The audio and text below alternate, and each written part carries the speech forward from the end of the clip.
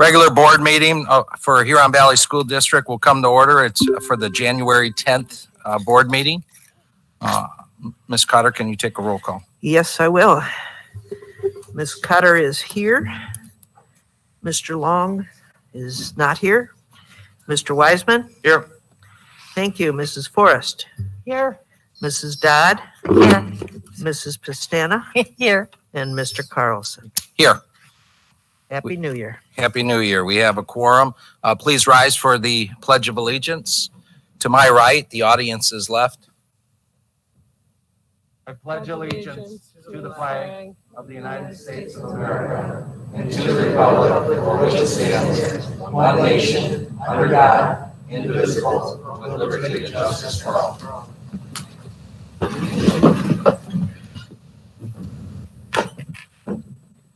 I'm going to ask for approval of the agenda, but just with some minor adjustments here.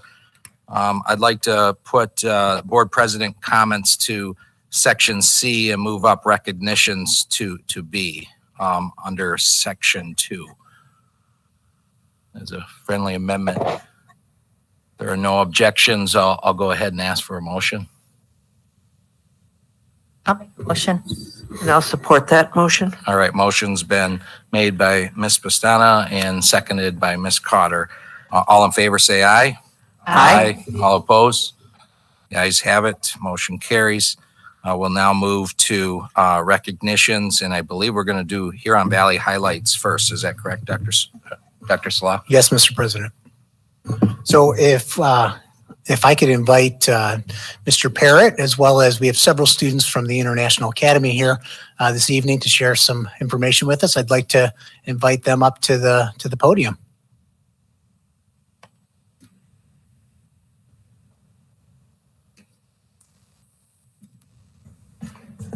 Thank you, board, for having us this evening. Usually when we come, we'd like to present our senior students and showing all of the different things that they have accomplished through their senior year, specifically with the diploma program for the IB. What's unique about the IA is that we actually have two IB programs. We have the diploma program in the junior and senior year, and we also have our middle years program, which is the 9th and 10th grade year. And in the 10th grade year, students in their final year of that MYP program, we provide them an opportunity to consolidate their learning and develop important skills they need in future education and life beyond their classroom. And this is through their personal project. And so it's a semester-long course for us where students can really identify a passion area of their own interest along with a global context through their MYP framework and really explore that on their own. Of course, our teacher's there to guide, but this is something that really is student-driven. At the end of the semester, so next week, we will be having a showcase of every sophomore within our program across the 3 campuses. But I wanted to bring some students from the West Campus just to talk about their experience and some of the projects they are doing, as many of them have a community aspect to those projects. So at this time, I'm going to take it over to the students so they can talk a little bit about their experience with the personal project. Hello, I did my project on beekeeping. And so one of the initial things you're doing when you're doing your personal project is making sure to set doable goals and having solid ideas that can carry throughout it.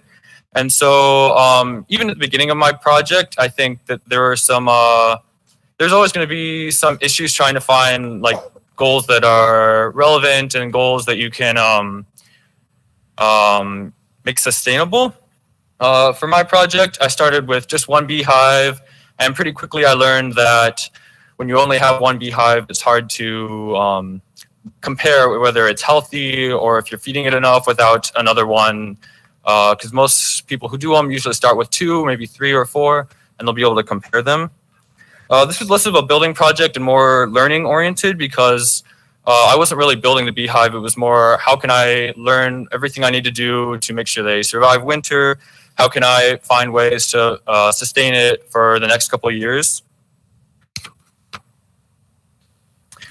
A big part of this was learning how to analyze unorthodox sources. If anyone here does beekeeping, you know that a lot of it has to be kind of in-person learning. You can do a lot of learning online, but a big portion of it is hands-on, trying to figure out how to read them, how to get a feel for them. So to do this, I did talk to a lot of beekeepers. I talked to some people with lots of experience. One family in particular had over 20 years of experience. And something that's been a recent concern in the last couple of years is varroa mites. So they had to talk to me about, different treatment plans, because unfortunately most people lose their beehives the first winter due to too many mites. The other person I talked to had only been beekeeping 3 years, and all 3 years so far their hive had died. So I really wanted to interview her and find out how can I prevent this? What was she doing wrong?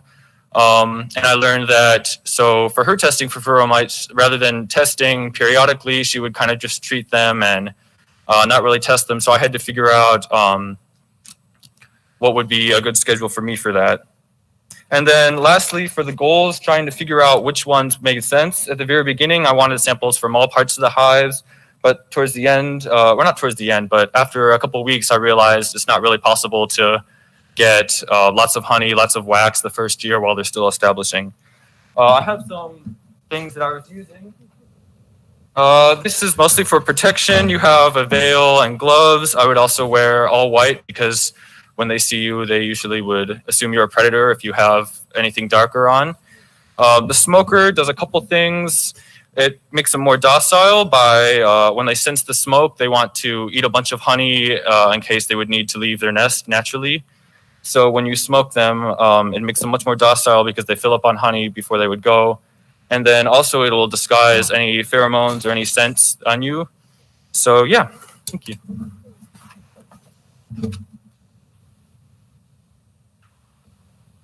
Hi, I'm Reagan Keller, and Hi, I'm Reagan Keller, and throughout my life, I've always been interested in community service. I've been fortunate enough to see and live by the example of my dad and what he does for the community as the chief of police, and that's really where my passion for service comes from. At first, I struggled to narrow my focus down to one idea, but then after conferencing with my teacher, Mr. Bruick, he helped me to see that I could tap into a good resource that would reach more people in the community. My learning goal, as Rowan said that we have to make earlier, was to do just that, to learn more about the difference that I can make through community service and the impacts that acts of service have on the community as a whole. For my personal project, I joined an autism awareness campaign through the police department, which my task was to create calming sensory bags. These bags, which I have one right here, were placed into their patrol cars and are now used when the department responds to calls that involve children with autism to help them feel safe and calm during these emergency situations. My role in the campaign involved hours of research, searching through the websites of autism organizations and finding testimonials from other police departments across the state, picking items to go into these bags and understanding the purpose that each would serve, as well as finding a source to buy everything from while keeping the price within a fixed budget. Inside these bags are various sensory items, such as stress balls and stuffed animals to help relieve stress, cue cards to aid communication with officers, and noise-canceling earmuffs and sunglasses to help with noise and light sensitivity issues. There are more items, but these are overall meant to serve that same purpose of helping children with autism in these stressful events. Not only was I able to do this for those in my community, but I had the opportunity to work with like-minded people who share a similar interest to me in service. In completing my personal project, I was fully able to experience what it means to give back to my community and the impact that service has not only on the betterment of our community, but the betterment of our world. Thank you.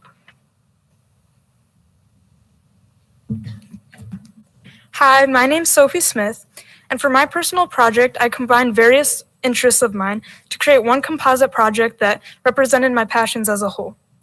I combined my interests in baking, health, fitness, and animals to develop the learning goal of learning the proper nutrition, diet, and exercise for a dog. I achieved this goal by helping my dog, who was at an unhealthy weight, lose weight and become healthier. I've been wanting to help her for a while, so the personal project was a great outlet to do this. What I really liked about this choice of project was how I could achieve that learning goal while keeping my learning and other passion, while deepening my learning and other passions of mine. For example, I made homemade dog treats for her that were healthier than traditional dog treats. So this helped deepen my learning in baking. Additionally, I made a recipe book, which I brought here today to represent the treats that I made. So here's what it looks like. And inside, I just have the 2 recipes I made with the ingredients and directions. So my tangible goal was to help my dog, Betty, lose 5 pounds in the span of 7 weeks. And by the end of the project, after planning, researching, and creating criteria to achieve this, she did lose 5.9 pounds in 7 weeks. So I have pictures here to show this. I have the before picture here and the after picture here.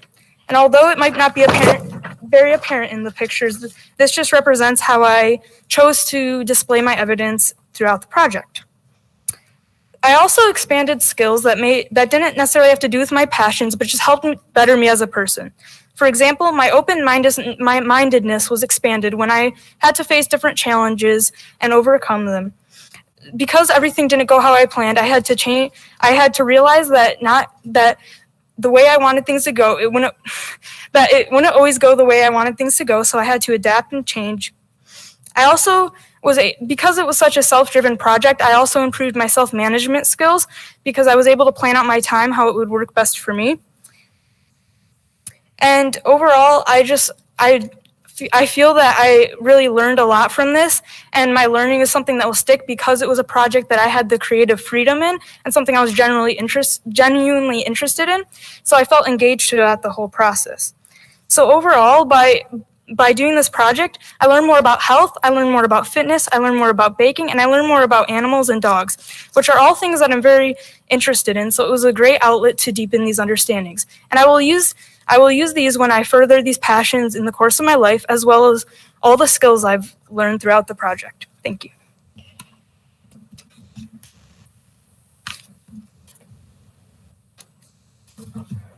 Good afternoon. My name is Carolina Spielak, and I would like to present to you my personal project. So for practically my entire life, I've always taken some kind of drawing utensil and pressed it against a piece of paper. In elementary school, I used crayons to violently scribble divine stick figures. In middle school, I utilized colored markers in order to make radiant designs.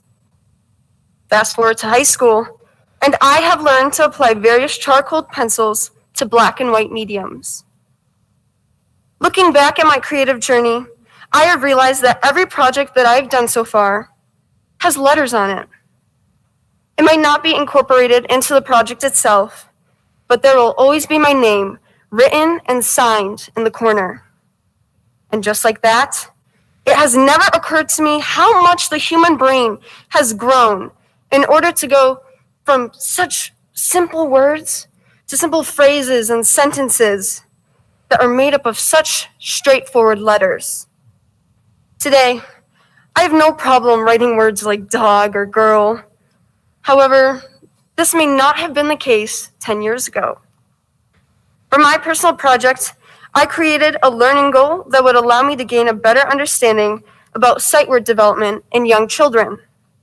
I established a plan that would allow me to work with the teacher and many kids in order to create the project itself, an organized, effective children's learning book that utilizes the presence of visuals.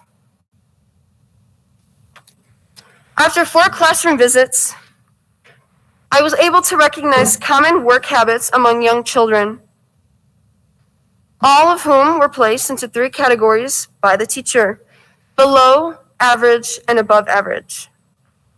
Overall, I have improved my thinking skills by planning and developing a booklet that falls under a certain global context: globalization and sustainability. My goal was to expand my creativity through science, math, and art by creating a reusable book that benefits the environment and, most importantly, kindergarteners for when they learn a new sight word. To do so, I had to develop stronger approaches to learning skills. For instance, during those class lectures, I took advantage of my self-management skills in order to take note of the way students reacted when the teacher introduced certain letters of the alphabet. I also utilize my communication and social skills to set up visits and to spend time working with the class in order to come up with a booklet that is innovative and best suited for children between the ages 5 and 7. In the end, I developed a booklet that includes 27 laminated pages so that each student can trace over sight words. They can even learn how to draw by following step-by-step instructions using just a dry erase marker.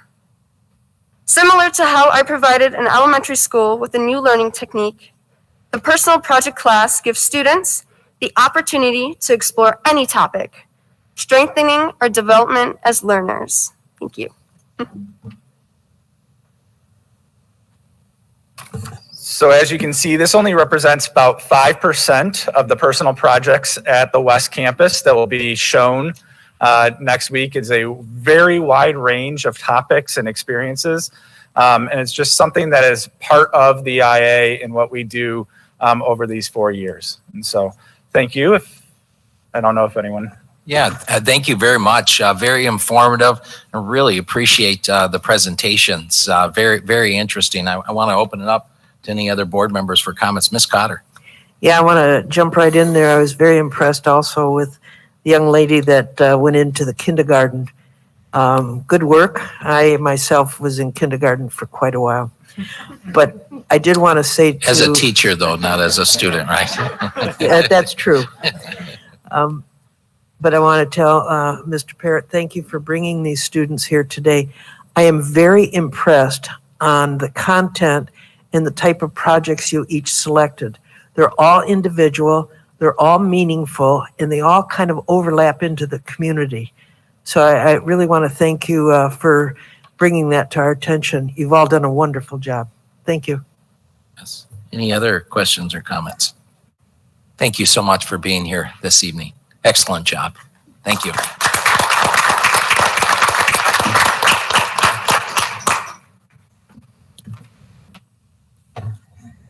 All right, we'll go to Huron Valley Hero, Dr. Salah. Thank you, Mr. Carlson. Great job to our International Academy. We're very fortunate to have the International Academy West here within the Huron Valley Schools boundaries. Huron Valley houses one of 3 campuses that makes up the entire International Academy, and it really exists across Oakland County. So we're very fortunate to have the West Campus. So it's my honor and privilege this evening to recognize community sharing.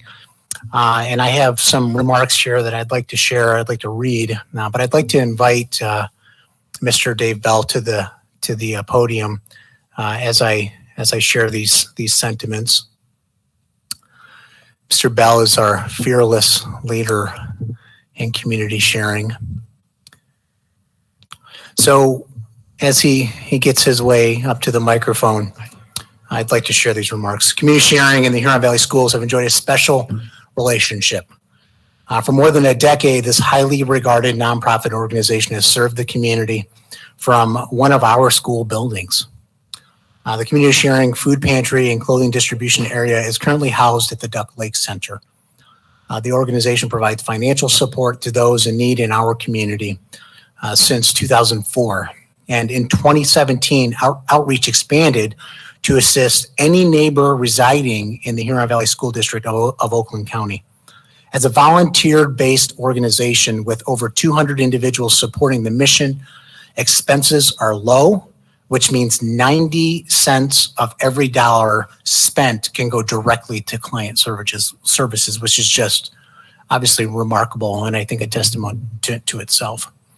On average, 700 men, women, and children receive assistance each and every month. Donations help the recently unemployed, the working poor, families in poverty, low-income seniors, people with disabilities, and others who qualify. There are special programs to assist the children of community sharing clients that will improve their health, welfare, and hopefully their happiness. With a focus on the next generation, tutoring is offered to help in the fight against intergenerational poverty, knowing that education is the road to self-sufficiency. Over the past 18 months or so, the Community Sharing Group has worked to fundraise in order to build a permanent building, a permanent home in Highland. To date, they have raised an impressive $700,000 from 370 donors, which in and of itself is truly a testament to the support that you have and the quality of the work that is being done throughout the Huron Valley community. But for all the facts and figures, what really matters is in the end, community sharing supports Huron Valley families in ways that are not always measurable. And so tonight we have Dave Bell here with us, and we just are so grateful for your service, Mr. Bell, and what you continue to do on behalf of the families in Huron Valley schools, as well as the community that we serve at large. Your organization is just remarkable, and I've had the opportunity to get to know you over the last year, 2 years. Man, maybe it's been almost 3 years now, and just really grateful for that relationship and that partnership that we have with you and community sharing. And so with that, I'd actually like to invite Ms. Pastana as our board advocate this evening to present you with the certificate.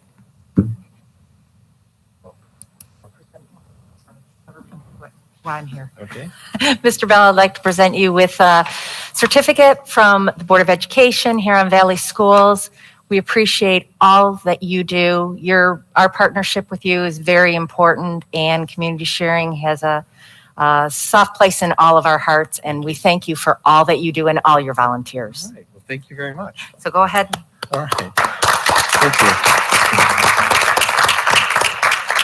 Thank you. I'm very humbled by this honor as a representative of the entire board and our 200 volunteers. Today we have Mary Krebs, our treasurer. Claudia Shimitz is actually a co-founder. And then Doris Landry Cruz has been our leader in raising $703,000. So next time the board needs to raise money, bond money, why don't you talk to Doris? But a partnership never works unless you communicate and get along well and just have a good time while you're doing it. And one of the exciting things that happened this fall I wanted to share with the board was in 2020 with the COVID, our food drives were really bad.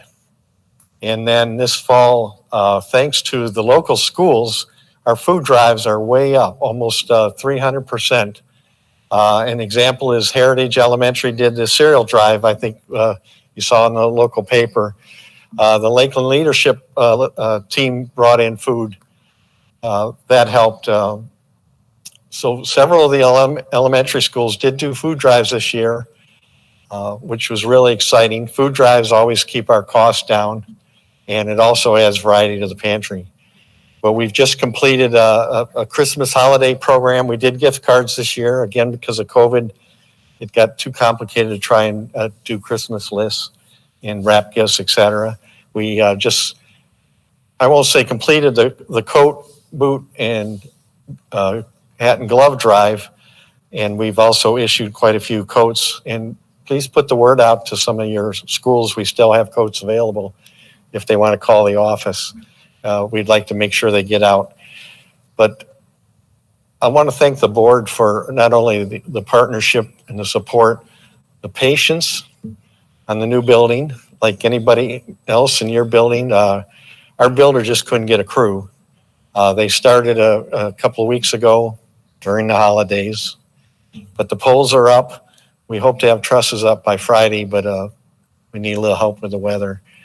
But again, we're working as fast as we can, and I appreciate your patience. And we're going to work together as we get through the spring and our move and getting that building back to Huron Valley Schools. So with those few comments, again, I want to say thank you for this. Like you, the COVID challenge has been interesting. We plan to do more outreach. We've already got some ideas for 2022 to get back out in the community. We did some mobile pantries during the summer, but now that we're back indoors, we can't do mobile pantries. So we still have big plans. But again, thank you very much. All right. Thank you. Thank you.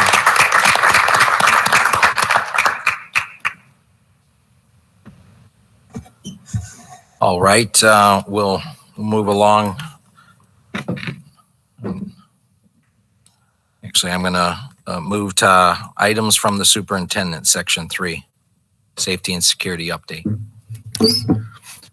Thank you again, Mr. President. I have 3 main topics that I'd like to cover this evening. 2 are formally on the agenda, and I have 1 add-on. I'd like to touch on the emergency temporary standard established by the feds and OSHA in particular. I'd like to touch on, I'd like to give the board a COVID in the community, a COVID update. And I'd like to follow up on our conversations from the last board meeting regarding school safety protocols, several pieces of information to report this evening. So for our listening audience out there, the emergency temporary standard is essentially the federal mandate that has been discussed for several months. If you're an employee of the Huron Valley School District, you're familiar with what this what this mandate looks like in particular, and it relates to vaccination or testing in lieu of vaccination. You might recall, my goodness, it's probably been September or October when we started hearing announcements regarding the emergency temporary standard that would be forthcoming, and then right around the November timeframe, we started to receive some dates with which we would be required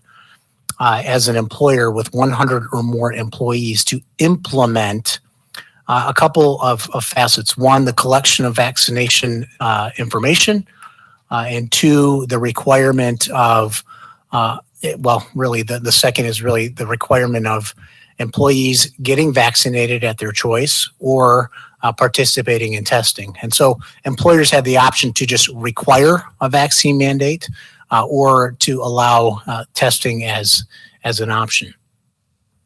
So to give you some context here, while the OSHA has the ability to implement this standard, local or businesses and organizations also have the ability, absent a federal mandate, to require individuals to share their vaccination status. And you've probably heard in the media, many organizations have actually required vaccines. They've even gone as far as requiring vaccination.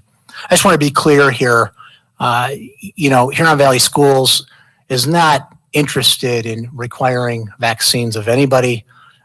However, we are interested in following mandates as we are required by law. And so when this first came out in November, the 5th District Court actually issued what they call a stay, which meant that the dates that were in place were no longer applicable until further court action. And they had something called a lottery. And the lottery meant that the case went from the 5th District Court that issued a stay to another district court, and that ended up being the 6th District Court. And that occurred, and the case was considered, and the 6th District Court decided to lift that stay. And that happened while we were on the holiday break. So dates were attached to that. OSHA came out and they said, okay, now that the 6th District Court has lifted the stay, now employers that have 100 or more employees are now required to comply with this OSHA mandate. And so what they put out were 2 dates. 1, by January 10th, entities were required to collect vaccine status. And by February 9th, organizations with 100 or more employees were required to begin implementing testing or vaccine requirements. On their employees, yes. Not. This has nothing to do with students, just to be clear. This is employees specifically. So it's important to note that our Human Resources Department met with all of our bargaining group leaders prior to the holiday break, just to give them a heads up that this mandate was sort of swirling out there, if you will, and there was a lot of uncertainty surrounding the mandate, and we were waiting for further action from the court. Once the 5th District had made their decisions, we weren't even sure if this would resurface. And then again, once the 6th District lifted the stay on January 3rd, we had another meeting, our HR department met with the bargaining group leaders again to say, basically some things have changed, and here's how we're moving forward. There's a lot to be considered here. And this is important, I think, for our parents to know and understand as well, that in order for us to comply with this in a timely manner, that it doesn't penalize our staff financially by having to go out and get tested every week, we felt it was prudent to communicate directly with a lab, Orchard Labs, that actually does testing at the district's expense, so that we make this as simple and straightforward as possible. But the only way we could do that is if we collected vaccine status information of our employees. So we were concerned that if we were not proactive on this matter, that we could be in a particularly hard spot when we already have challenges with staffing. We didn't want to be in a position where it was too difficult to get the tests. And I think everybody understands that right now, right? And anyone who is experiencing COVID-like symptoms, they're having difficulties getting a test. So we've been exploring that as a possibility through Orchard Labs. Now, since that time, since early last week, we received an update from one of our legal firms that basically MIOSHA, which is the Michigan OSHA, that governs the way with which Michigan will implement this standard, will adopt the ETS, but they're waiting until the Supreme Court issues a ruling. So what they have shared with us is that those dates that we initially received over the break that we communicated early last week are basically sort of in pause, or they're in limbo, if you will, until the Supreme Court comes out with that ruling. So I just wanted to provide that update. We did send a memo out last week that went out from our Human Resources Department that provided some additional explanation. But for right now, we're sort of in this gray area of a hold. It feels much like the last 2 years have been with COVID, with changing dynamics and changing guidance. And anyone who has submitted a vaccine status information, I submitted mine, should know that information is held confidential. And if there is a change, then we'll act accordingly once we have more information. So just wanted to provide that information. I think it's timely given everything that's been ongoing and questions that have been out there. And I wanted to share that. Second item I wanted to share this evening relates to a COVID update. So, I shared on the Sunday before we came back from the holiday break, January 2nd, in a communication to the community, that we were committed to coming back to in-person instruction. I want our families to know out there that we remain vigilant. We remain committed to that goal. I know in my heart and in my mind that face-to-face instruction for those families that selected that option, that is absolutely the best possible course for our kids. I know the challenges associated with being home and being in a virtual environment, and we are, as a school district, we are doing everything we can to remain in person. Last week we had 160 cases. Those of you who know the stance we've taken on quarantines this year, we have not been requiring close contact quarantines. Had we been doing that at this point, we would likely not be in face to face, just because it would be so difficult to continue to keep the doors open, and we would be falling way below the 75% attendance that's required in order for us to count a day of instruction.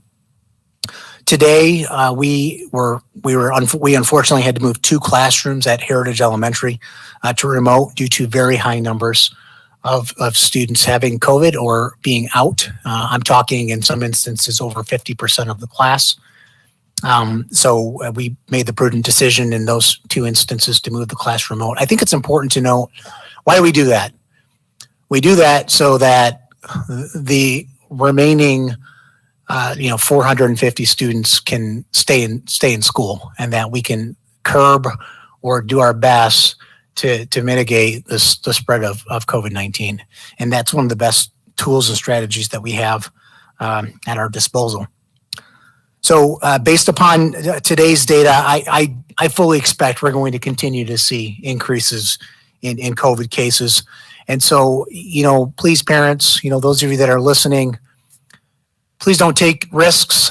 I just ask you that every time we send our kiddos to school and they have the sniffles and we say it's just the sniffles, it might be COVID, and whether it's severe or not, it translates into utter chaos, because the more kids that get it, the more compliance we are required to follow. So please just do your due diligence and remain vigilant on that, regardless of your beliefs related to COVID. And that's not what this is about. It's truly just about us doing everything we can to keep the doors open and not wanting to move classrooms remote. And you can help by doing that.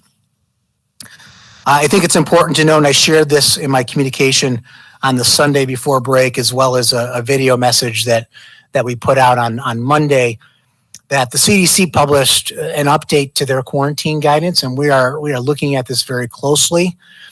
They moved the quarantine period for COVID positive individuals from 10 days to 5 days. But like so much of the guidance we've received, it's somewhat confusing.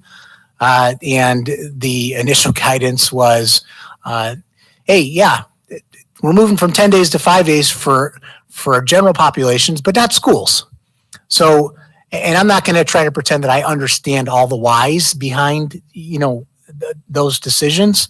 But that decision was made from CDC early on. MDHHS adopted that, saying that the change in quarantine guidance does not apply to early childhood and K-12 environments. OCHD has adopted the same guidance. So there was consistency there.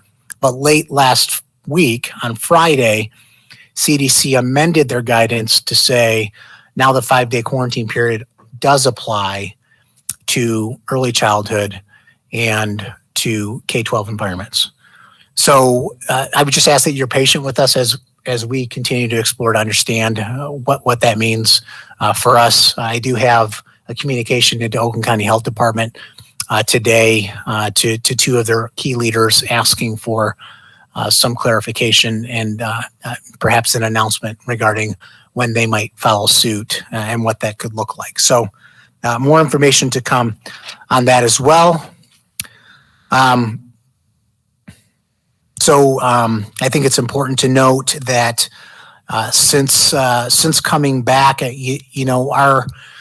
our attendance numbers, student attendance, I'm talking specifically here, typically in a normal school day, we're, 95, 97% attendance across the district.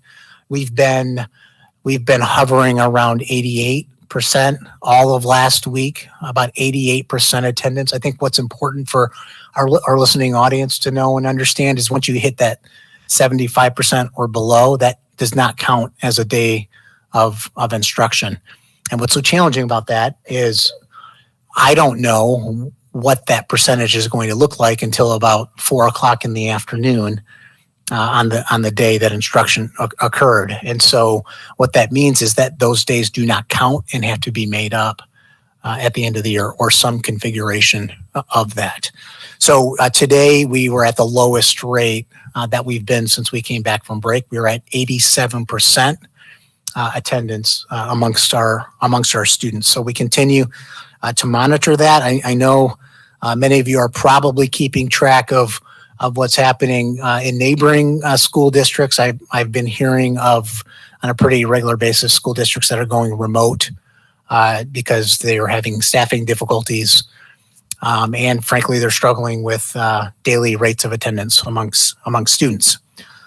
So just would share that COVID update for you. And then the last piece I wanted to touch on this evening is school safety. Before we left for the break, we had a board meeting and we spent a lot of time talking about school safety. Mr. Carlson and I tackled the topic on a variety of planes. I think it's important to note that since the tragic acts of violence occurred at Oxford, a lot has transpired. We've conducted one refresher training that took place prior to the break with our local law enforcement.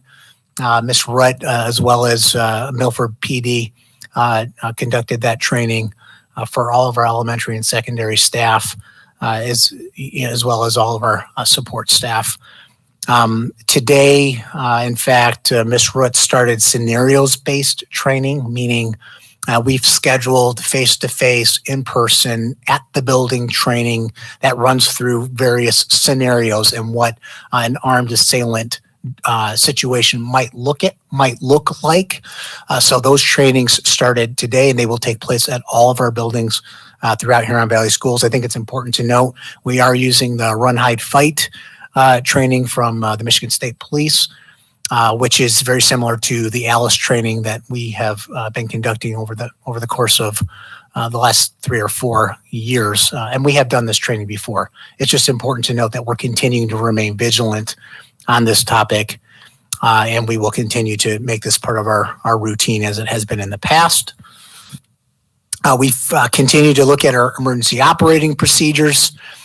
We are revisiting our emergency operating procedures as we do annually with our building administrators as well as our local law enforcement. That has been ongoing. Our cabinet team has worked closely with our amazing school psychologists, social workers, and building support teams to review our threat assessment process, as well as our traumatic event crisis protocols. That has been ongoing over the last 3 weeks or so, and where there are opportunities to make some tweaks, we're making those tweaks. We're adding some pieces to our protocols in terms of the communication channels and who needs to be brought in the loop and at what point. I would be remiss if I did not really emphasize that point of how grateful I am for our school psychologists. They're such talented people, and our social workers who have attended our cabinet meetings and walked us through those processes in depth to make sure that, we are crossing our T's and dotting our I's, and they certainly have done that, and they continue to live this and breathe this every single day. So thank you to them. Just actually prior to the Oxford incident, coming off the heels of the pandemic and thinking about meeting the social and emotional needs of our students, we added an additional school psychologist. Obviously that is timely, even more so in the wake of the tragedy that occurred in Oxford. So that position is posted. I think we probably have about 2 or 3 applicants at this point, and we will continue to monitor and interview to get somebody in that position.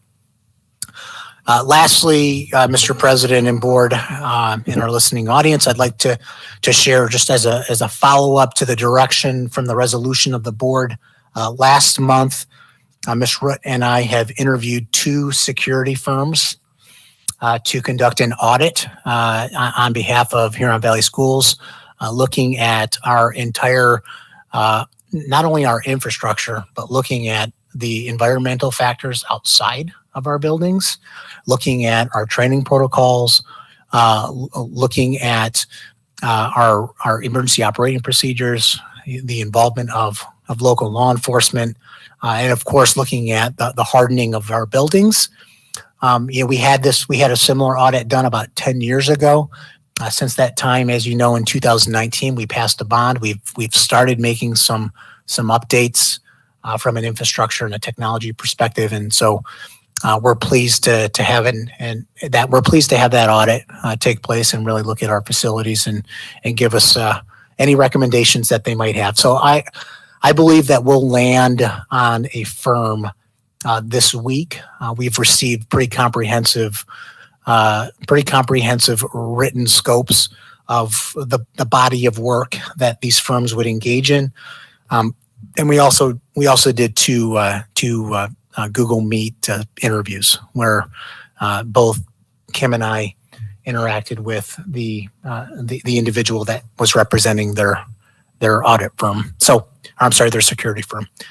So with that, Mr. Carlson, I'm happy to take any questions on any of those topics from the board.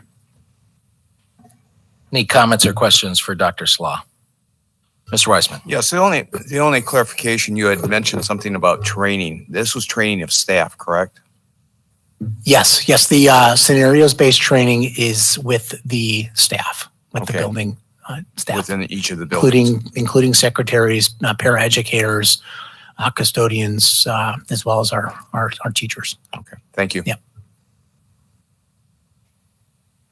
All right, we'll now move to Section 4, items from the board. Secretary, do we have any correspondence? No correspondence tonight. Thank you. Treasurer Bristana? Nothing tonight. Thank you. Vice President Forrest? Trustee Wiseman? Nothing? Trustee Dodd? Yeah, just one quick thing. I want to acknowledge the launch of the new website. So the communications team has been working really hard with representatives from each building. I was mesmerized for a while during the meeting today, just watching the photos scroll on the front page. It's nice to see a great refresh, all sorts of nice kind of pared down information. We don't have to keep everything on the website forever. And they did just an absolutely wonderful job getting this up, getting it running, and making it as easy to upload and add information as possible. So I'm just incredibly impressed with this, and I want to make sure everybody knows out there that not only do we have a website, but we have an app, and it is available in the App Store and the Google Play Store. I have it on my phone, and I check it pretty frequently. It's nice to have something that talks to me the way everything else in the world seems to talk to me. So congratulations to the communications team, and I'm sure the world out there, as they are doing their looking for the calendars and all the things they look for, will be happy to see this great new website. Thank you, Mrs. Dodd. Thank you. All right, we'll now move to student leadership comment. I don't believe we have any this evening. Association comment. Do we have? Kim Rabidou from the paraprofessionals. Welcome, Kim. Thank you. Good evening. I am Kim Rabidou, President of the Huron Valley Paraeducators Association. My question this evening is, what do you see as the role of an HVS paraeducator? Back in 2019, I shared paraeducators do many things to support our students and staff, making a difference each and every day. Paraeducators work together with teachers to support and reinforce what is being taught academically and socially. There is no disputing that without the student support services of our special education paras, our most fragile students wouldn't have the opportunities to learn and grow in our classrooms. They physically are assisting students with their daily needs. These paras are caring, compassionate, and committed to the students they work with. At that time, a Kurt student was quoted as saying their office para treats them like a parent would when they were feeling sick and their mom couldn't come quickly. A PBIS, Positive Behavior Intervention Specialist para, is trained and provides a safe place for our students to work through their emotions and get back to class ready to learn. English language paras help their students learn the English language and especially the academic language of math, science, language arts, and social studies, all while committing to learn the various cultures of those students they are teaching. For example, at Johnson, we have hosted food tasting luncheons so the students can learn from each other. During What I Need interventions, the students have time within small groups and receive encouragement to practice their reading strategies. The satisfaction of starting with a struggling reader and seeing them blossom into an independent reader is what makes a literacy para's work so rewarding. If you get a chance to stop by Apollo, the Early Childhood Center, you will see the paras engaged with our youngest learners, our preschoolers. The smiles and curiosity from those students are what brings joy and satisfaction to those working with them. Then March 2020 arrived. Paras continue to do great things for their students when remote learning began. Paras advocated for students to get Chromebooks, especially with internet capabilities if needed, and let them know where and when they could pick up both Chromebooks and lunches. Paraeducators worked on Wednesdays, the teachers' asynchronous days. So those students most at risk were seen face-to-face all 5 days. The connections made with families is what had some taking food to students when their parents had COVID and couldn't lift their heads off the pillow. Paraeducators would connect with students after hours because that is when parents got home from work and only then had access to internet. Aaron Cashman, an EL paraeducator at the time, was even asked by a high school student if they could have their Google Meet at 10 o'clock in the evening, because that is when they had finished landscaping with their dad and were available for the academic support they needed. Special education paras worked many days face-to-face alongside with their teachers to fulfill IEP requirements when the rest of the district was in remote learning. I was even told by Terry Thompson, Director of Student Support Services, and I quote, "Due to many credit recovery efforts, 100% of our students on an IEP graduated in the spring. Students were helped during summer academy, after-school tutoring, Wednesday study sessions, test retake, and with intensive para support, especially on Wednesday, asynchronous days," end quote. Now, after nearly 2 years of this COVID-19 pandemic, paraeducators continue to shine at HVS. Special education paras continue to support our most fragile students and all their needs, all while working in these categorical programs understaffed. Office paras continue to be the voice of their buildings by monitoring the security cameras and entrances, all while continuing the best part of their job, being the mom for kids when they aren't feeling well. PBIS paras continue helping those students who struggle emotionally with all this pandemic has had them face. English language paras are helping many students get reacclimated to doing school face-to-face. Paras have brought in hats and gloves or given bedroom sets to newcomer families. Paras are helping coordinate parent nights with administration. During WIN, literacy paras are again working in small group and seeing reading strategies being put to work and hard work paying off, encouraging those students to read, read, read. Even with our youngest learners at Apollo and in our JK classrooms, paras are working to prepare them for kindergarten.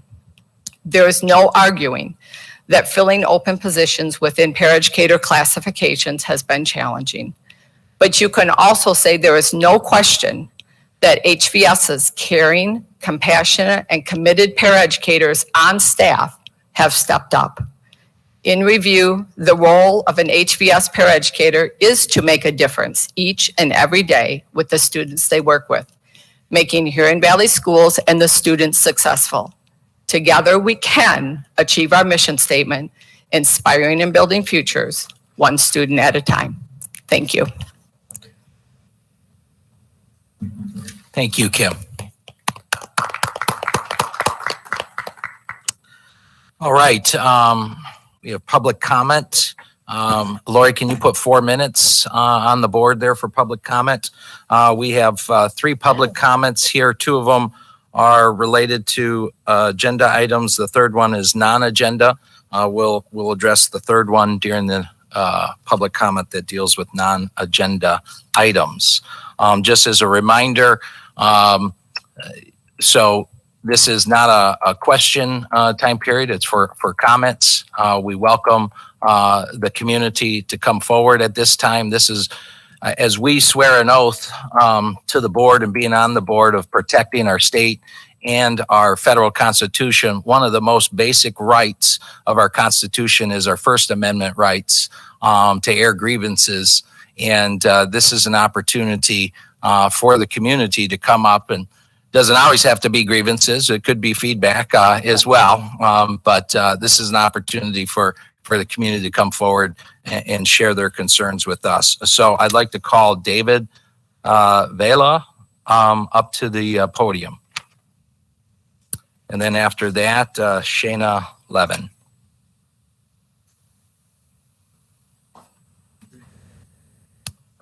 can you make sure the green light's on? Hit that button.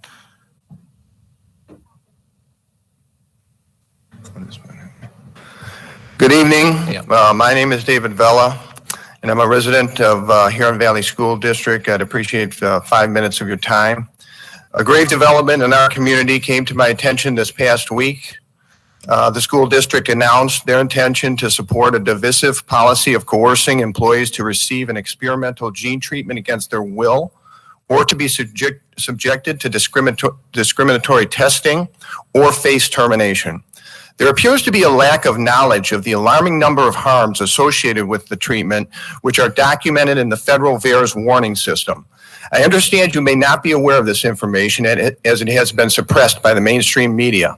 However, it is readily accessible at openvaers.com, or you can easily search it yourself at metalerts.org.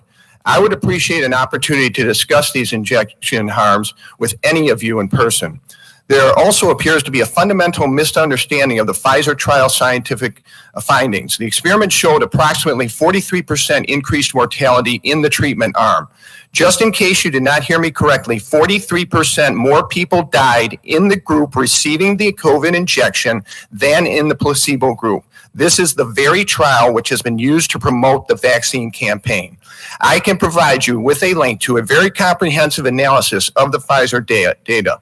The trial findings are completely consistent with the announcement this past week from the life insurance industry of a 40% increase in death among 18 to 64-year-olds.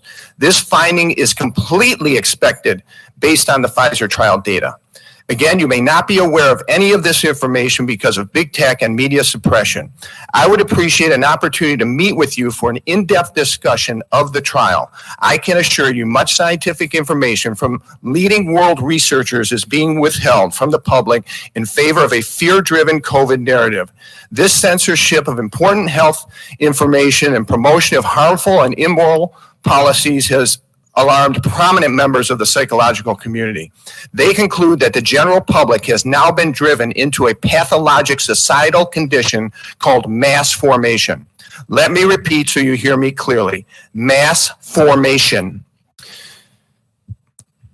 Everyone needs to learn about this very urgently. The concern is that this condition historically results in mass death. The death is far greater than that just acknowledged by the life insurance industry. There are several key factors which are critical to the development of this mass formation phenomenon. The process begins with social isolation, which happened in the form of lockdowns. There needs to be a restriction of rights and activities which normally bring joy and purpose, such as going to work, church, and school. There must be an incessant fear narrative by the media, such as COVID, which drives people to what's called free-flowing anxiety, and they become terrorized. All of this drives widespread discontent. Finally, those in authority promote a mandate that is the only solution to the perceived problem and fear. In this case, it is the experimental injection. Those who fall victim to the mass psychologic pathology begin to accept whatever leaders tell them as truth and lose critical thinking to analyze information and make rational decisions. No discussion of the mandates by party leaders is allowed. This results in mass censorship of any opposing viewpoints. Those who speak the truth and do not submit, in this case, refuse the gene treatment, become demonized by the use of hate speech. As an educated and informed doctor of this community, I have a moral obligation to speak the truth. As a doctor, I also have an obligation to inform you of the good news that there is treatment for this condition. There are a growing number of people who understand this phenomenon and its solution. I encourage you to examine your conscience and reach out to us. I hope that we might start a dialogue in our community and begin the healing process. Thank you. I would really love to meet with any of you and talk about this, particularly you, Dr. Salah. Thank you.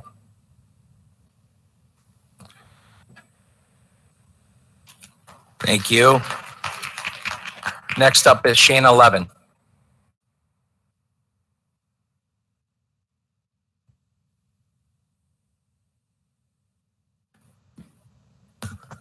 Good evening, everyone. I want to start by thanking whoever is responsible for allowing 6th grade girls to play basketball in middle school. My daughter is very happy about this, and she never thought that she'd have the opportunity to do that this year. So thank you to whoever made that decision. Go Hornets. I also wanted to talk tonight about my concerns with a vaccine mandate among Huron Valley staff. I understand that you feel it's out of your control, but I have spent the last couple weeks talking with many staff members within the district.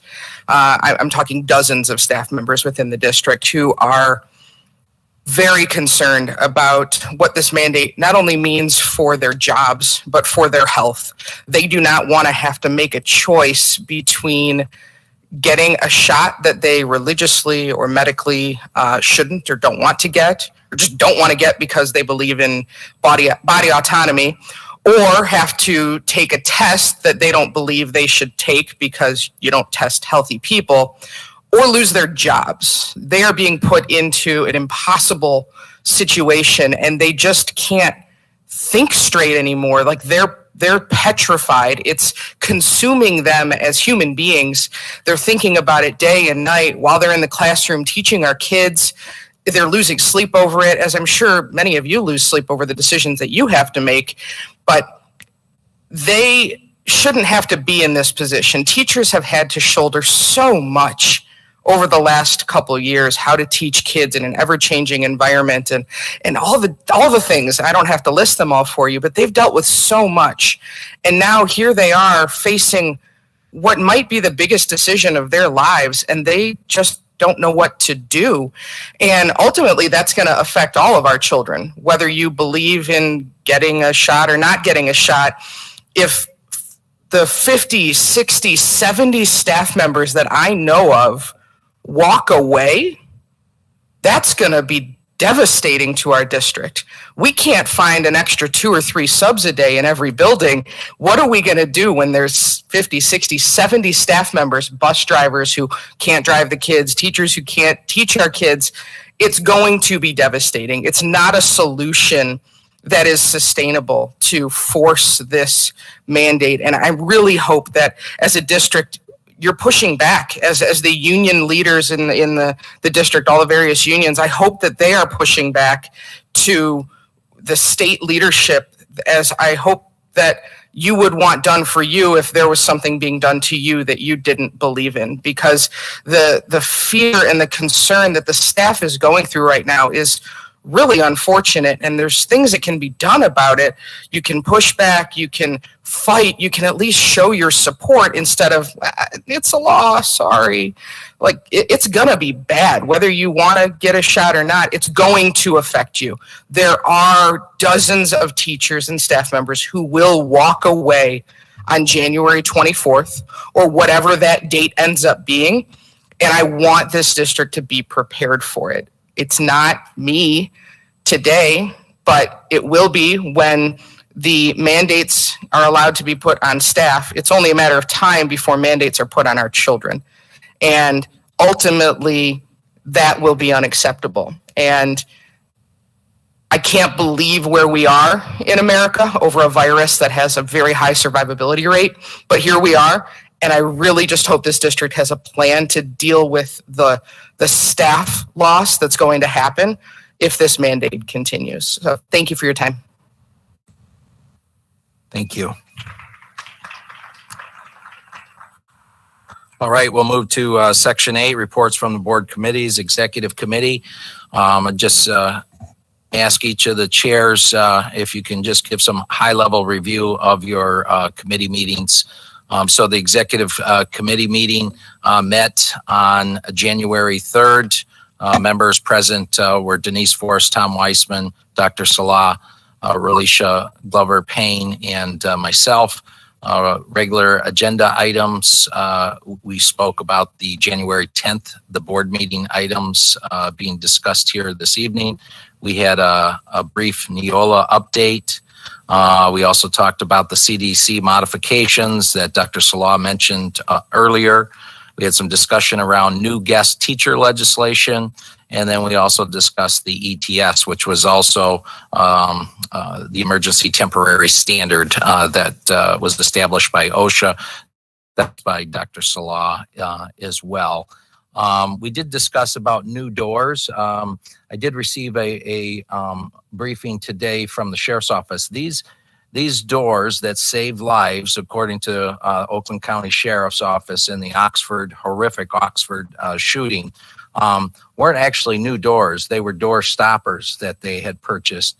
And I have spoken to a couple of commissioners that are looking to see about working with Lansing or possibly themselves coming forward with dollars to help the school district fund these doors. It is their claim that two things helped save lives in the Oxford shooting: the liaison officer that was there, and these door stops saved many lives. So I just wanted to pass that on. But that's what we discussed at the executive committee meeting. So I'll move to TLT. All right. Our TLT meeting was on January 7th at 10 a.m. Present were myself, Lindsay Cotter, Denise Pastana, John Tavernier, Dr. Sala, Jennifer Bjorkman, Marty Lindberg, Lena Nemeth, Jerry Thompson, and Dr. Cohen.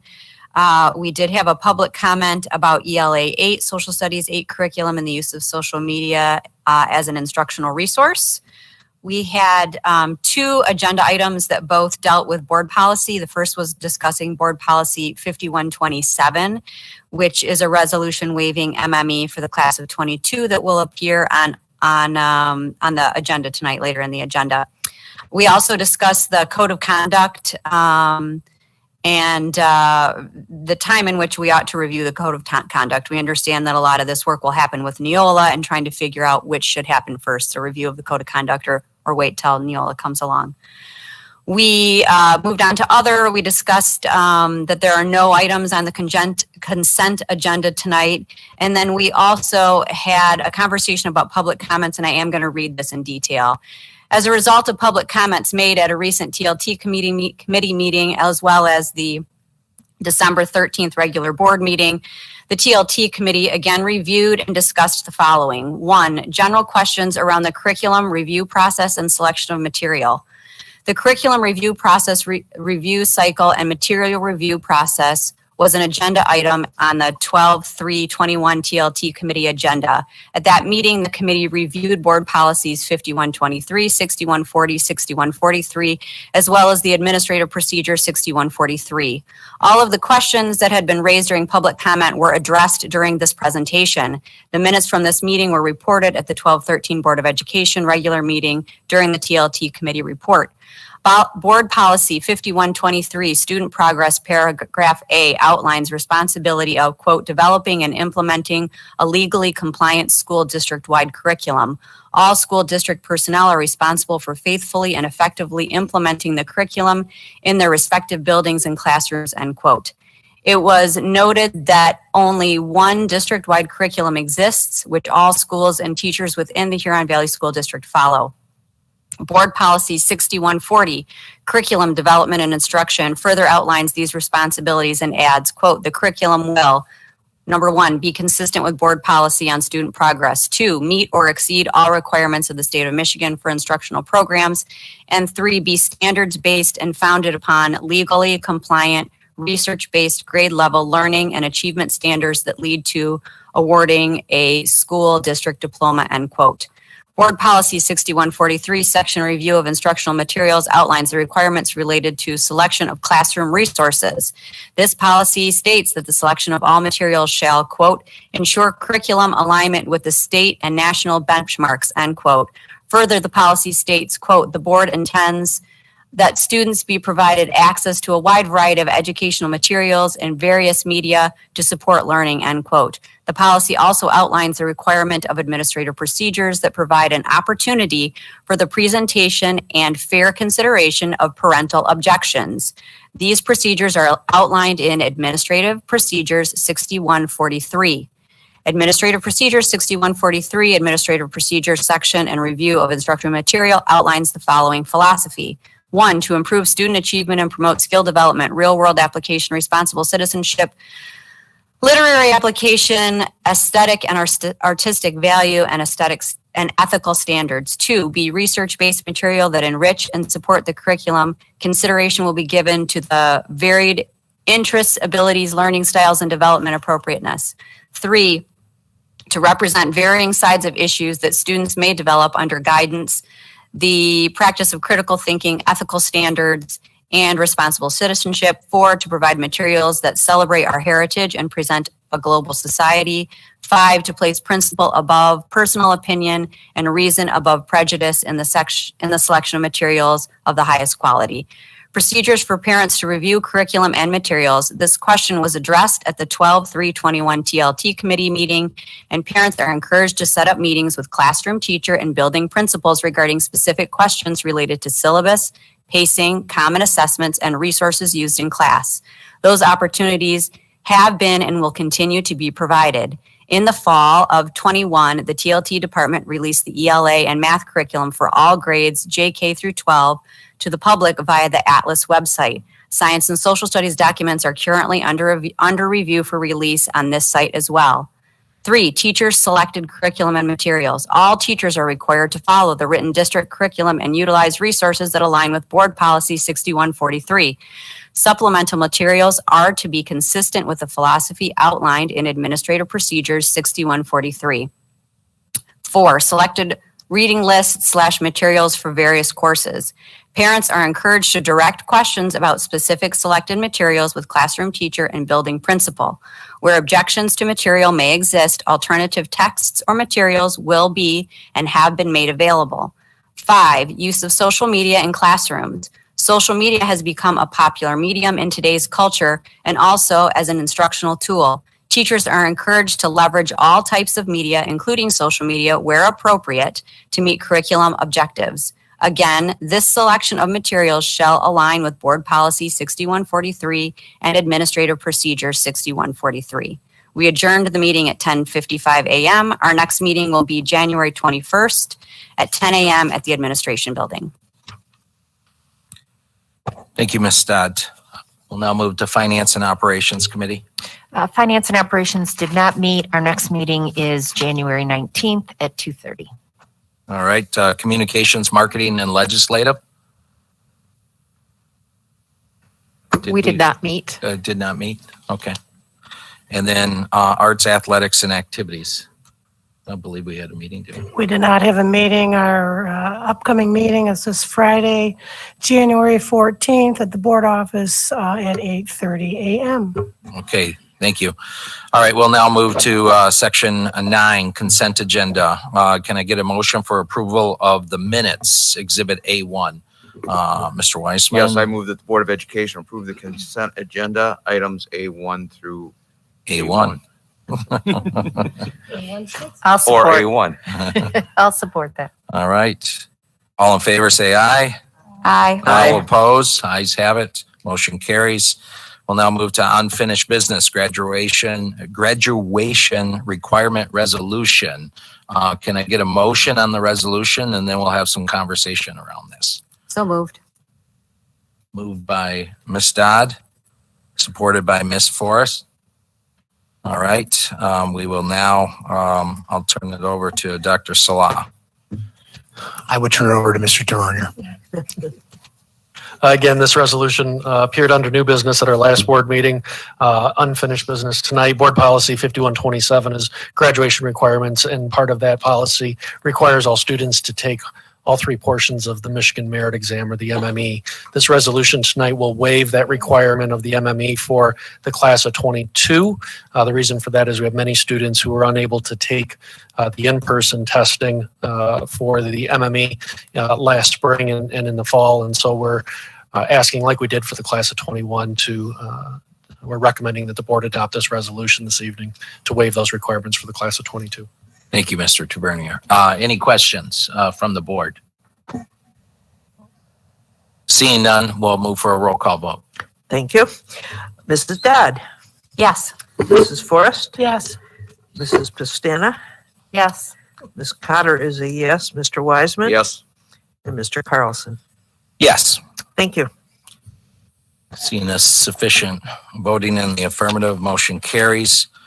We'll now move to new business. Under new business, I'd like to take the liberty to share a letter from Mr. Long. Dear Huron Valley School community, effective January 10th, which is today, 2022, I am retiring from the Huron Valley Schools Board of Education. While this may seem sudden, it is a decision I started weighing shortly after retiring from my career last May. After much consideration and consulting with my colleagues, I found the best time to do this was after the semester break. Both the board and those interested in serving deserve time to consider their options and make their decisions. It will give the incoming board member, when chosen, the opportunity to be part of next year's planning and give all potential candidates time to decide if they want to run later this year. I apologize to my colleagues for not being here, but I prefer to leave without fanfare. My reward is having been fortunate enough to spend the last decade being able to serve the school district and community where I was raised, and to have gotten to know and admire so many educators from my school years in Huron Valley on a level most students never get the opportunity to. To everyone who has or does work in Huron Valley, helping make it possible to provide the services we do, I cherish you all. You have my lifelong appreciation for your caring for Huron Valley students.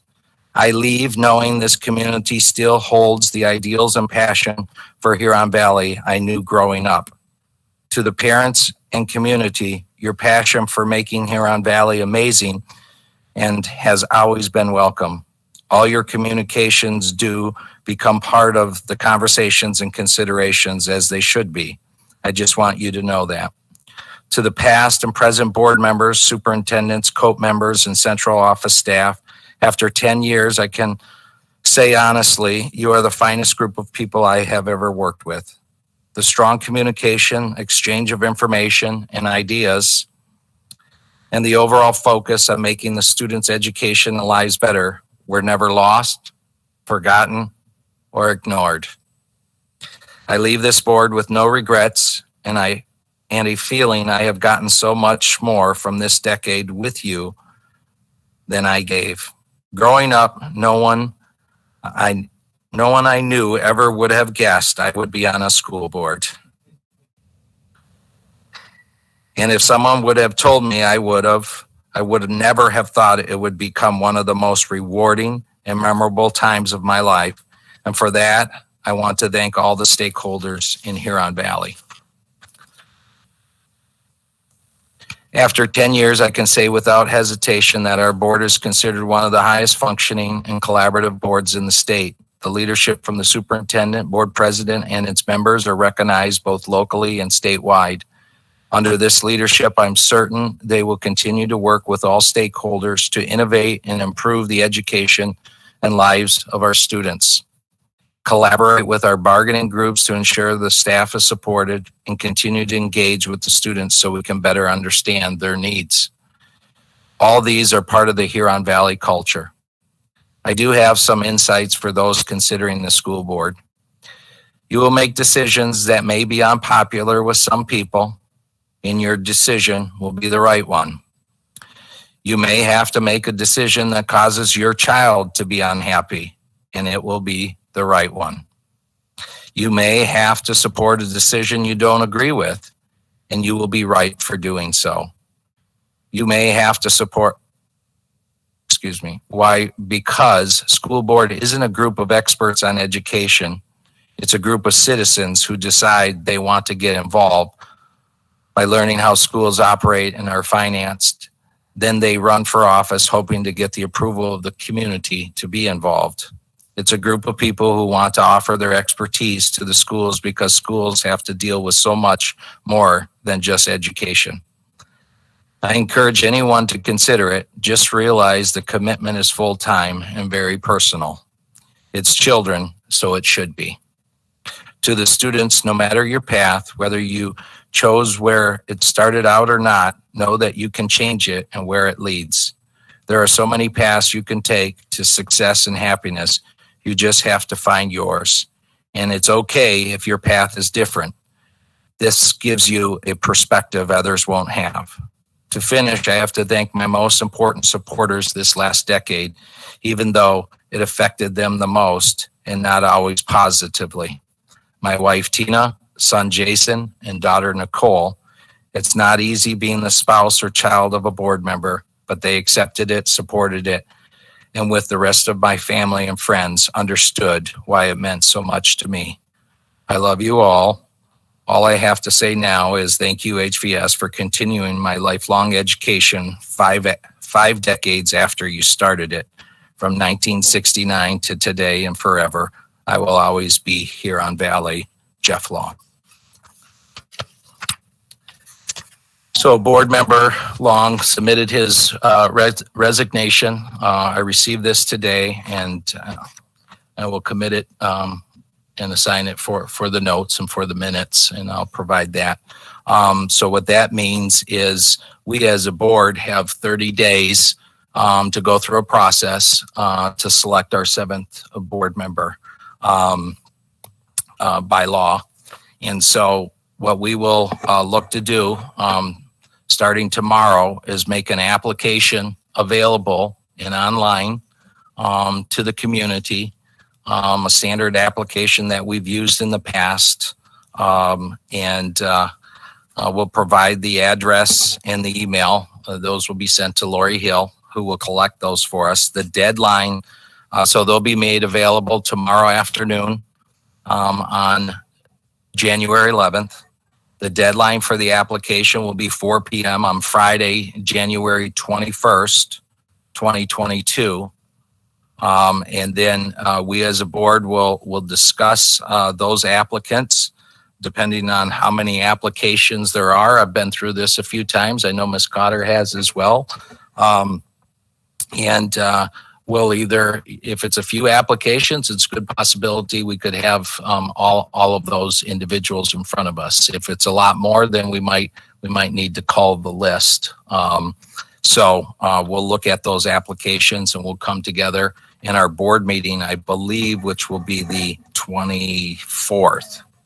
And then we will look to schedule interviews and contact individuals on January 25th. And those selected will be interviewed on Wednesday, January 26th, or possibly Thursday, January 27th, if needed. So that will be the process. It is our hope then whoever this board selects at that time will then be available for the first Board of Education meeting for February. So that will be the process.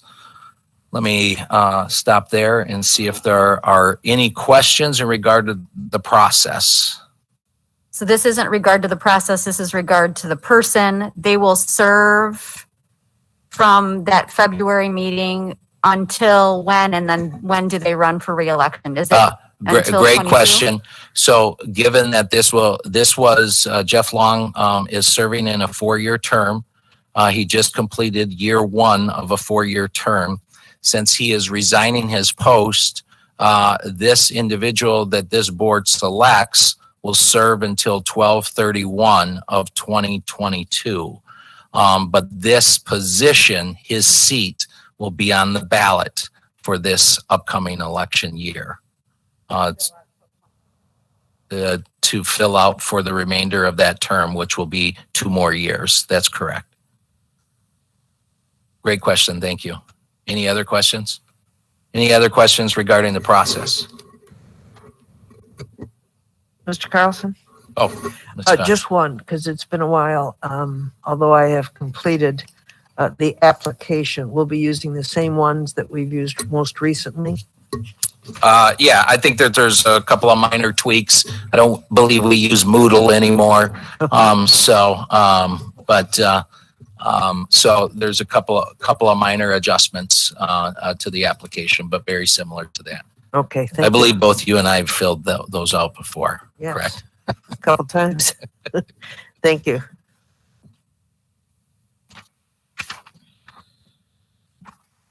Okay.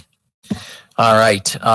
Any other questions? Any questions regarding the letter or comments? Mr. Weissman. Yes, I'd just like to make a comment. I appreciate you reading the letter of resignation from Mr. Long. I certainly, the letter encapsulates what Jeff is all about. I've been in public education for many, many, many years and recognize what an outstanding individual Jeff is. He certainly has a passion and a significant amount of pride as it relates to this community. There's not too many board members that have lived their entire life in a community and have had the honor to serve as a member of the Board of Education. His core values are without question. He lives and breathes every decision that as it relates to being on the board in the best interest of each and every child and each and every community member and each and every staff member. And I've taken a tremendous amount of pride to be a colleague of his, to get to know him both professionally and personally. He was big shoes to fill. Most recently, he was president prior to my presidency for 2 years. He was president for an unheard 3 years in concession. And I told him many times that he was one of the finest presidents that I ever had the privilege to serve with as a colleague as on the Board of Education. But my frame of reference goes back 40 plus years as an administrator, and I rate him as one of the top presidents of a school board that I've ever had the pleasure of working with on the other side of the table as an administrator.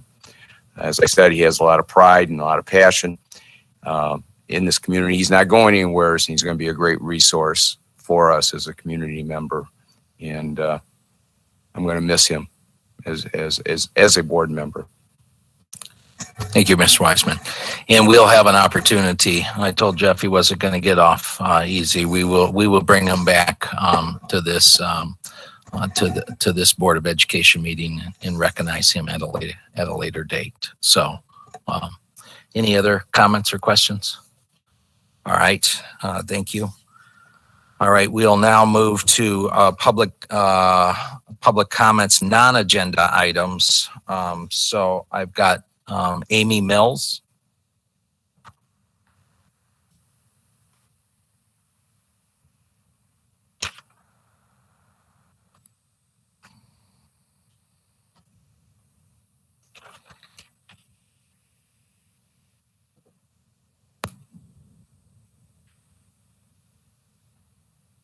Thanks. Thank you. I heard it said today that the use and promotion of social media in the classroom is encouraged. Although that may be true, the IZA Institute of Labor Economics completed a study to analyze the effect of social media use on adolescents' mental health. The study suggests that spending only an hour a day on social media can make a teen feel miserable. Often the social media affects child development in that with having grown up on superficial stimuli, children lack the ability to engage deeply with others and themselves. Social media can be addictive, it can cause health problems, and it can cause hurt feelings, which can lead to suicide and sometimes violent attacks against others.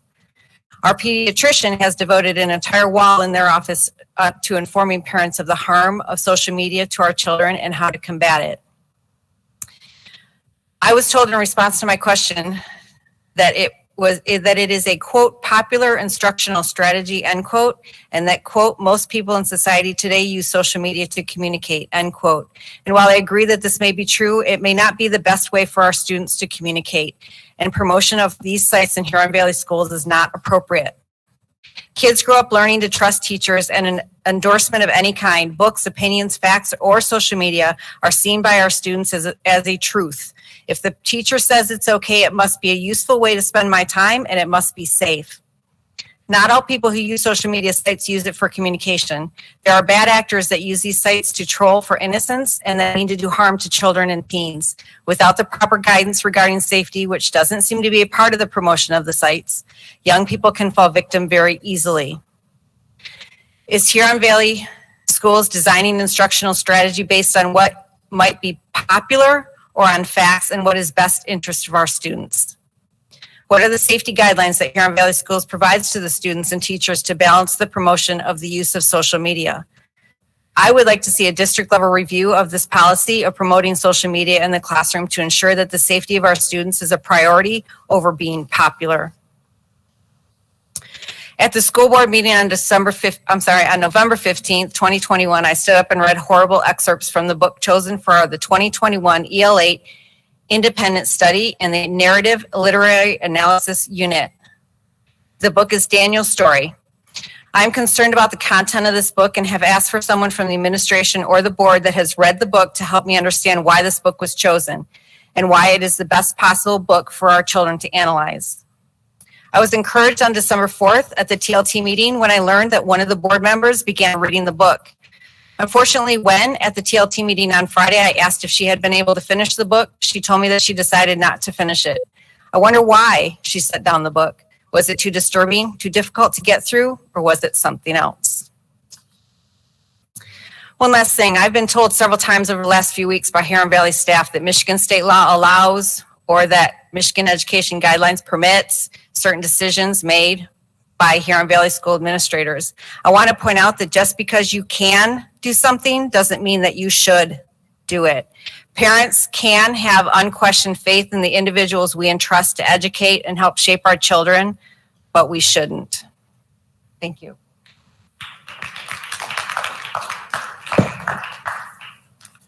Okay, next up is Autumn Frazier.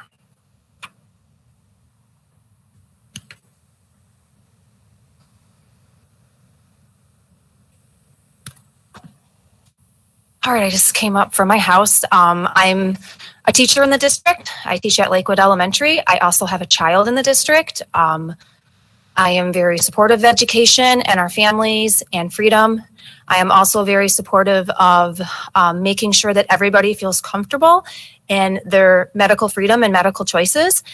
I honestly do not think that that is anybody's business except for an individual's. I'm going to tell you guys right now, Board of Education and Administration, you have about 70 plus employees right now that are willing to walk. 70. The fact that my union, Jennifer Hollander, did not tell the union members, I am a paying union member. She has not told any of us in her weekly updates that she was talking to the administration about this mandate. Okay? We have not been notified about anything until administration sent out that email last Monday or Tuesday, whenever it was, and it blindsided all of us. It doesn't even matter if you're vaccinated or unvaccinated. It's not even about that. It is about your privacy and then your invasion of privacy. That's the bottom line here. I sent all of you an email last night. I know you probably got it. I would like answers to that email. I'll give you 72 hours. I said 36 hours, but I'll give you 72 hours, and I want all of those questions answered that I said. Okay? There are some very, very important questions that I said in my email. I want to know if the district is going to be held liable if anybody has an adverse reaction because they are coerced or manipulated to take a vaccine because they don't want to feel discriminated against because they have to get a weekly test on site or on campus. That is the definition of discrimination. When you take one group and you do something else to them that's different than the other group. That is discrimination.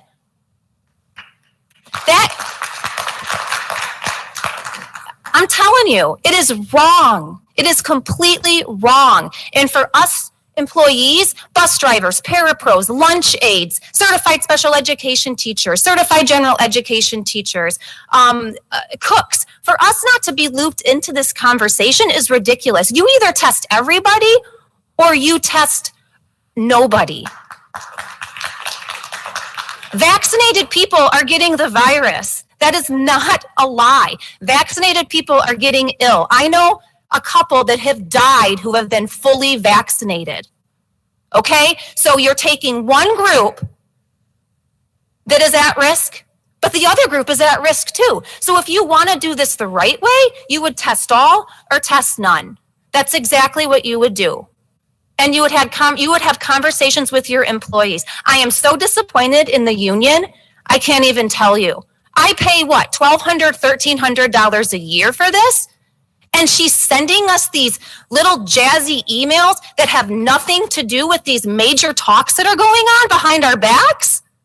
It's absolutely absurd. Now, I'm a very brave person.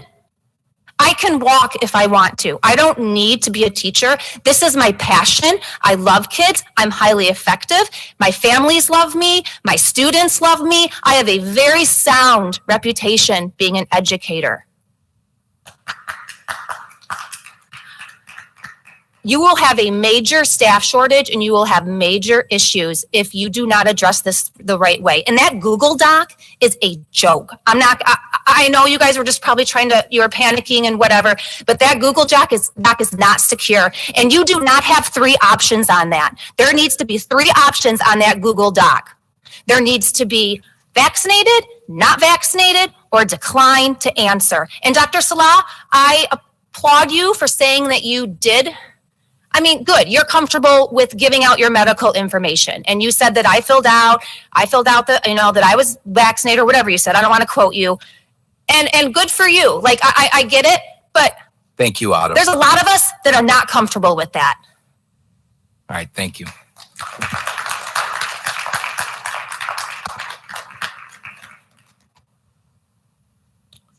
All right, we now have good and welfare. Item 13 on the agenda. Any comments? Any good and welfare? Nope.